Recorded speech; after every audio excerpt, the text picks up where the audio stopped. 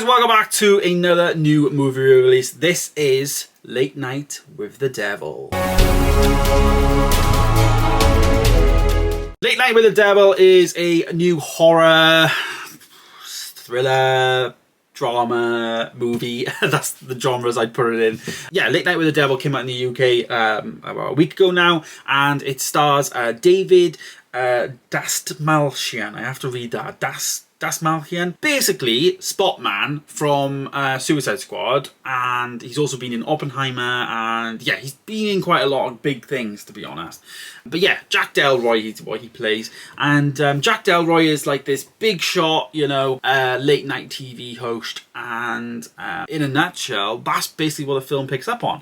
It tells us through the means of newspapers, not newspapers, but like newscasts, news presenters, what his lifespan is, his story in terms of his wife, and then how his wife, you know, passed on and all that kind of stuff. But we don't get it in a traditional setting of a movie, in a traditional, you know, follow on. There was moments in the film, and these films, like, if they don't follow the traditional movie filmmaking concept, I find that people either like them or hate them. And I'm in the middle, really, of it. I like some elements of it, I didn't like other elements of it. There was quite a few people in the cinema at the beginning, and by the end there was a lot less. People walked out, and yeah, it does divide opinion in terms of these type of films when they're made. The movie itself is directed by Cameron and Colin Kearneys. I'm assuming they're brothers, not too sure, but probably brothers. And yeah, so the film itself is just literally like watching a TV show. We get black and white, then it cuts to black and white when it's in the ad break, so that follows, like, you know, like a camera following him around, and it's kind of like meant to be like a video diary of a behind the scenes that they may upload to something like YouTube or something, even though it is in 1977.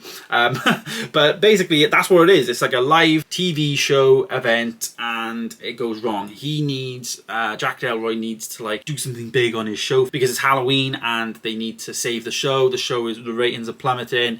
He needs to do something on the air to gain views and interest so that he stays on the air. You know, he's had a difficult few years, which we know from his past, but it tells us through the means of the actual show, and we see what actually happens on the show live, I guess, if you will. So that's what I say about it being like a horror, because it definitely had some, you know, scary elements and stuff to it in terms of creepiness and all that. But then it was more like a drama because we understood the backstory to him.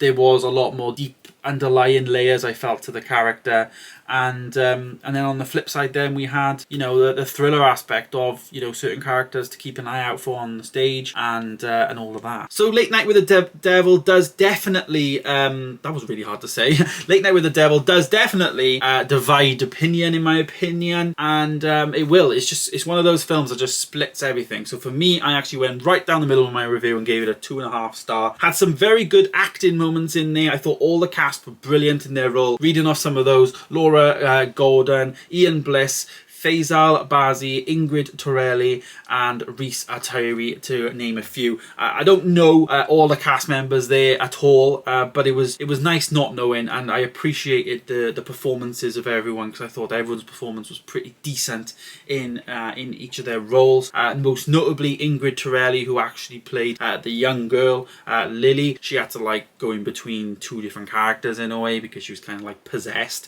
So I thought she did that brilliantly. It wasn't just like a generic, you know, demon takeover kind of situation. She actually made it quite unique, I felt, and did quite good with it. But the aesthetic of the film, I think, looked good. It had good grading. It had, like, you know, it felt like 1977, blown up on a cinema screen, obviously, but it had that, like, I guess, filter of, like, oldness, if you know what I mean. It felt like it was filmed on film rather than filmed digitally.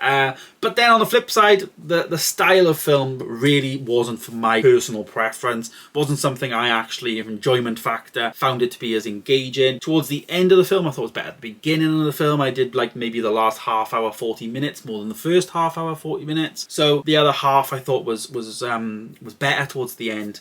So yeah, I gave it a 2.5 star, fell right in the middle, appreciated it for what it was. But now that I've seen it, I probably wouldn't watch it again. And yeah, but I can understand if somebody's scoring it 5 star, 4 star, I can understand, because they obviously like that type of film and that stuff. But It's all personal preference, this one, I think. So there it is. There's my review of Late Night with the Devil. Let me know your thoughts down below. Have you seen it? Are you going to see it? I would recommend, if you're into that kind of thing, as I say, take it with a pinch of salt. But there it is. There is my review of Late Night with the Devil. Thanks so much for watching, guys. Stay tuned for more. I'll see you in the next one. Goodbye.